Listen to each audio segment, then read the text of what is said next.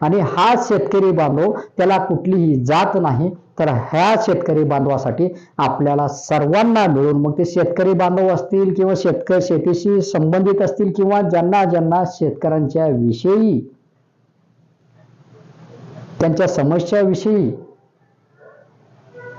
जो मांडणी करायचा आहे, किंवा संपूर्ण महाराष्ट्र राज्यातील शेतकऱ्यांना मी विनंती करतोय की तुमच्या आणखीन काय समस्या असतील तर ते समस्या माझ्या व्हॉट्सअप नंबरला किंवा तुम्ही कॉमेंट बॉक्समध्ये मला समस्या पाठवू शकता. म्हणजे मागणी करत असताना शासन दरबारी एकदाच एकाच मागणीमध्ये आपलं सर्व काही पत्रव्यवहार व्हायला पाहिजे.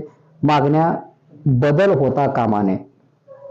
तर अनेक वेळा काय होतं की आंदोलनाला बसतो, मागण्या शासनाकडे ठेवतो, आंदोलनाला बसतो, परंतु वेळ प्रसंगी अनेक वेळा आम्हाला आंदोलन करताना असे प्रसंग आलेले आहेत की मागण्या वाढत जातात, मागण्या थांबत नाही.